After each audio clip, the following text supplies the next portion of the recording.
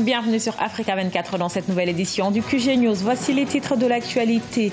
Journée historique au Zimbabwe ce vendredi. Emerson Mnangagwa, ex-vice-président, succède officiellement à Robert Mugabe. Un moment fort après 37 ans de règne du président Robert Mugabe.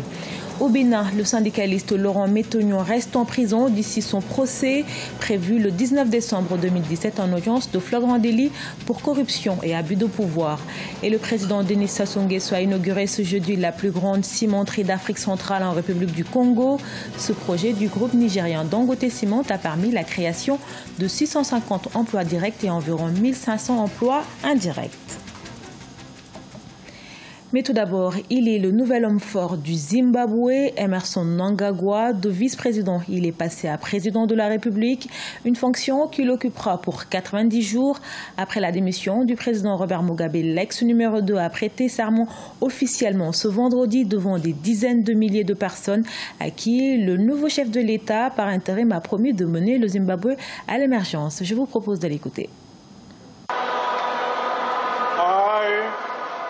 Moi, Emerson Dambudzo Mnangagwa, jure qu'en tant que président de la République du Zimbabwe, je serai loyal à la République du Zimbabwe et obéirai, soutiendrai et défendrai la Constitution et les lois du Zimbabwe et je ferai la promotion de tout ce qui peut nous faire avancer et m'opposerai à tout ce qui pourrait nuire au Zimbabwe. Je protégerai et ferai en sorte d'amener les Zimbabwéens à l'émergence. Le syndicaliste béninois Laurent Métognon et 6 autres personnes désormais en prison, placées ce jeudi soir sous mandat de dépôt par le procureur. Laurent Métognon comparaîtra le 19 décembre 2017 en audience de flagrant délit.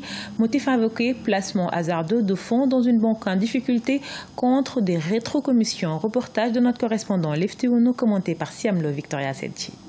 Au Bénin, l'ancien président du conseil d'administration de la Caisse nationale de sécurité sociale, Laurent Métognon, et ses collaborateurs administratifs ont été placés sous mandat de dépôt ce jeudi 23 novembre 2017 à Cotonou dans le cadre de l'affaire de rétrocommission de 71 millions sur un placement de 17 milliards de francs CFA à la Banque internationale du Bénin. Le procureur de la République a reçu Laurent Métognon et tous les anciens administrateurs de la Caisse pour une procédure de déferment. La personne visée principalement par le régime Talon, vous vous en doutez, c'est bien Métognon Laurent, puisque Métognon Laurent avait déjà été condamné par le Conseil des ministres avant même que cette supercherie soit mise en marche. Selon les avocats de la défense de Laurent Métognon, l'enquête préliminaire a révélé que la Banque internationale du Bénin n'était plus en difficulté au cours de l'année 2013-2016. Elle était donc en droit au même titre que les autres banques de recevoir des dépôts à terme.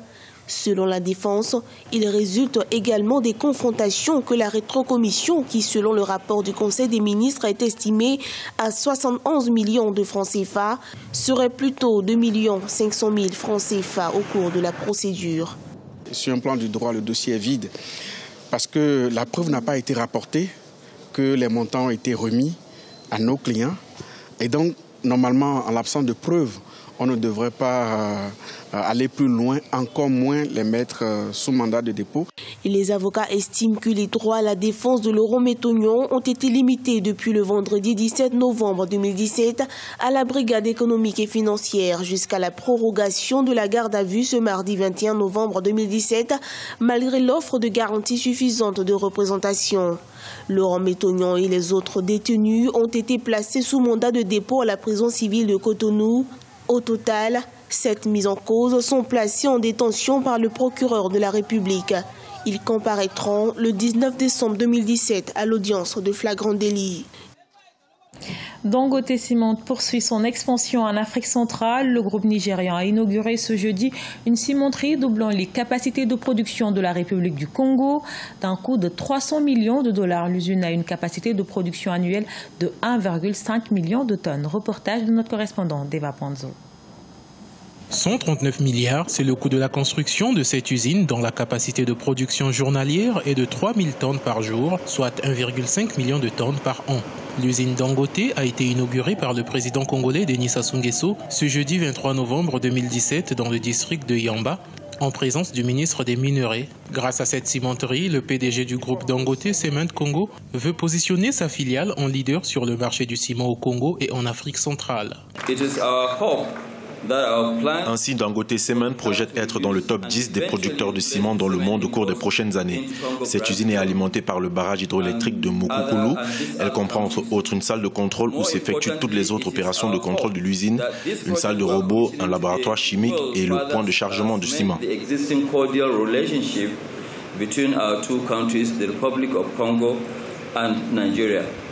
Ainsi, Dangote Cement projette être dans le top 10 des producteurs de ciment dans le monde au cours des prochaines années. Cette usine est alimentée par le barrage hydroélectrique de Mukukulu. Elle comprend entre autres une salle de contrôle où s'effectuent toutes les opérations de contrôle de l'usine, une salle de robot, un laboratoire chimique et le point de chargement de ciment.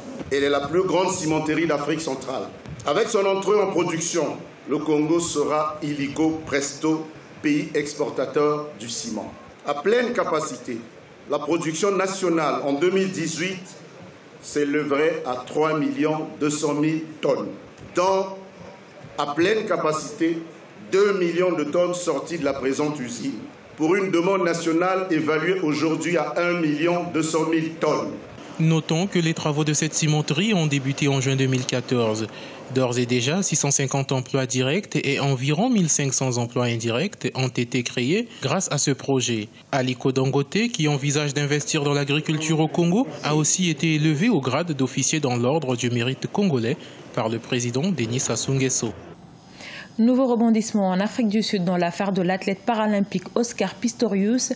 Alors qu'il purgeait une peine de 6 ans de prison pour le meurtre de sa petite amie en 2016, il a été condamné ce vendredi en appel pour 13 ans et 5 mois de prison par la Cour suprême de Bloemfontein dans le centre du pays. Pour rappel, après la condamnation à 6 ans de prison du champion, le parquet avait fait appel pour exiger une peine plus sévère, estimant la première scandaleusement inappropriée. Découverte d'un jeune chorégraphe togolais, Skoto Kata, spécialiste de la danse contemporaine depuis 2011. Sa particularité, il dénonce des faits de société à travers ses chorégraphies. Grâce à son art, il est devenu l'un des espoirs de la nouvelle génération de danseurs chorégraphes au Togo. Son portrait avec notre correspondante Emefa Kofi. Regard aguerri, le danseur chorégraphe togolais Skoto Kata prône la protection de l'environnement. C'est à travers sa création solo, Lueur d'espoir, présentée ce 22 novembre à Lomé. Un spectacle de danse contemporaine d'une dizaine de minutes. L'artiste, à travers cette interprétation, dit non aux sachets plastiques non biodégradables. En témoigne son accoutrement sur scène et chaque mouvement de son corps.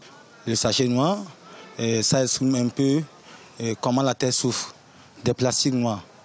Parce que si vous allez très bien voir, si vous laissez des plastiques noirs partout, quand la pluie tombe, ça ne rentre pas à terre.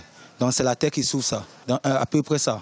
Et quand je portais le sachet plastique, c'est pour exprimer combien de fois la terre ne respire pas. Donc il faut qu'on prenne soin de notre environnement pour que la terre respire. Parce que sans la nature, on n'est rien sur cette terre. Il faut qu'on prenne soin vraiment de notre nature pour vivre mieux. Lueur d'espoir.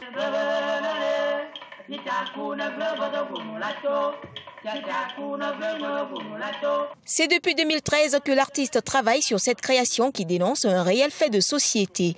L'utilisation des sachets plastiques non biodégradables reste encore un problème majeur au Togo et dans bien de pays africains. Ce qui m'a vraiment intéressé, la non-dualité entre notre corps et puis notre environnement. J'ai pu travailler pour que vraiment le corps, puisque là, c'est une danse contemporaine, c'est le corps qui parle, le corps qui veut vraiment véhiculer, le message soit vraiment adapté. L'artiste togolais Skoto Kata n'est pas sa première création. Le 4 mai 2017, il avait interprété en solo Mon Retour, une création pour exprimer sa fierté de retrouver son pays natal. C'est un jeune qui suscite de l'espoir au sein de la nouvelle génération de chorégraphes. Artiste engagé, il exerce aussi son métier en tant que professeur de danse dans plusieurs compagnies et écoles au Togo. Ce journal a été réalisé par l'ensemble de la rédaction. Nous vous remercions pour votre fidélité. Dans un instant, une nouvelle édition de l'actualité sur Africa 24.